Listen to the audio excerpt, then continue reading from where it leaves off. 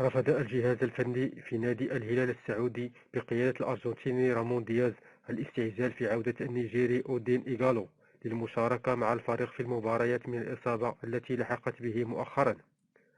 وبحسب ما نشرته الصحف السعودية، فإن الجهازين الطبي والفني في الهلال يفضلان عدم الاستعجال في مشاركة النيجيري أودين إيغالو مهاجم الفريق خلال المباريات المقبلة.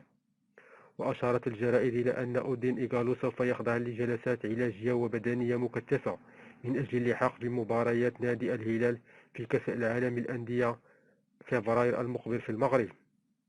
وكان النيجيري إيغالو تعرض للإصابة في العضلة الخلفية خلال مواجهة الاتحاد في الجولة الثانية عشر من بطولة الدوري، وغاب عن 3 مباريات ضد الرائد والعدالة وسيواجه نادي الهلال نظيره الوداد المغربي بطل دوري أبطال إفريقيا في ربع نهائي كأس العالم للأندية في 4 من فبراير المقبل على ملعب الأمير مولاي عبد الله في الرباط.